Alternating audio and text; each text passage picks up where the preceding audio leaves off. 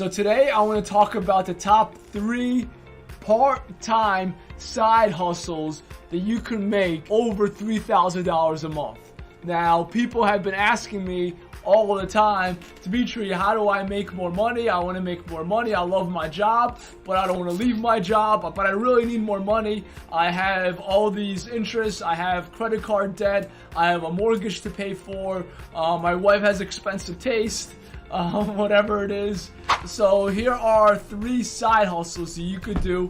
And how do I know about them? The first one I'm actually doing myself, and the other ones I know because I talk to decision makers and candidates all the time. I see what they're doing. I talk to them about what works, what doesn't work, and I know what succeeds, and I know what fails over time.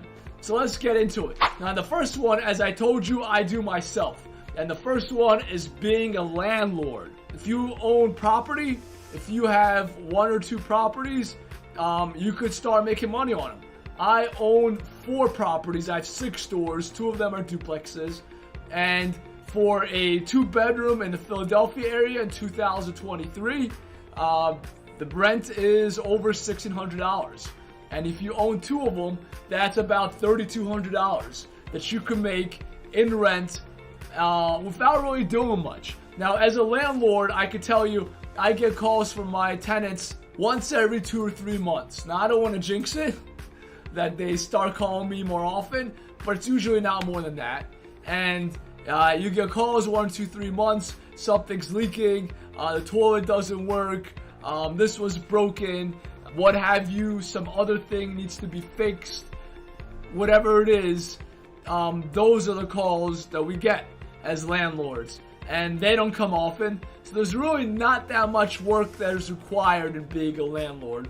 The more that is required is putting up the cash, the money, to be a landlord. Now, buying a 2-bedroom, 1 or 2 bath in the Philadelphia area at this time is over $250,000.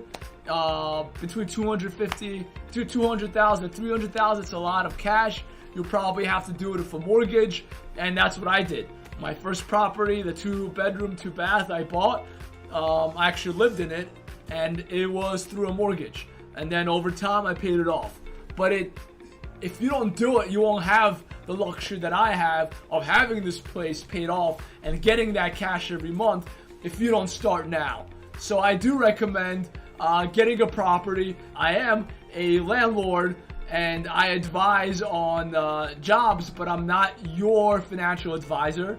So you need to, that's a disclaimer, you need to do your own research to figure out what works in your area. But being a landlord, I can tell you for facts, since I'm doing it right now, it's a great way to make extra income, extra side hustle, making definitely $3,000 or more a month just doing that.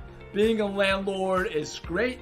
The time investment is minimal. If you are not a bad landlord and a good landlord, and you put in all new appliances and you paint the place, and you put in new floors, and you fix the bathrooms, you won't really have many problems, and you won't really have many calls to your properties, and then you just take cash every month. So that's the first thing I want to talk about. Now, the second one is being an executive assistant. Now, it's a little different than being a virtual assistant. An executive assistant, as the word implies, is being an assistant to an executive. Someone in the C-suite, being a CFO, CTO, Chief Marketing Officer, CMO.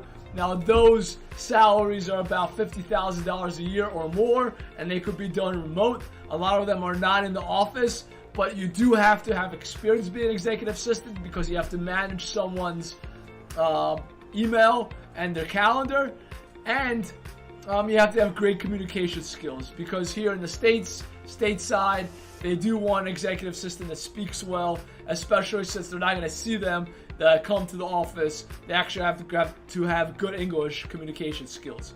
So otherwise, they could get an executive assistant in the Philippines or India or Albania, and they could get them for $4 or $5 an hour. They'll have their English will not be as great, and they won't have any experience or much less experience, but they will be only $4 or $5 an hour, as opposed to you who wants to be an executive assistant, you'll be charged $3,000 or more. So it's a great job for mothers. It's a great job for anyone that wants to help an executive or someone in a C-suite or a director, and you just have to manage their calendar and be orderly and strategize, have everything prepared.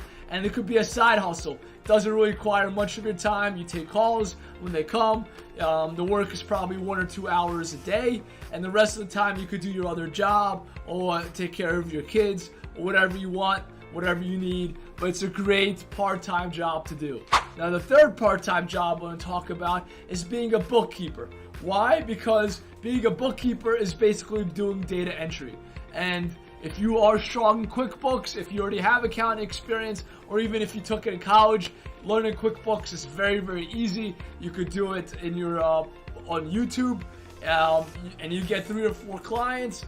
There you go. That's an extra $3,000 to $4,000 a month that you can make on each of them, and you could just check their books every week, which could only take you about 2-3 hours a day, and you spend 8 hours a month on their books if you have 3 or 4 clients, and you make $3,000 or $4,000 a month on your 3 or 4 clients. So there you have it. These are 3 part-time side hustles that you could do. You could find them on Indeed, LinkedIn, Monster, Career Builder, Dice, ZipRecruiter, for being an executive assistant or being a bookkeeper. For being a landlord, you got to talk to your real estate agent.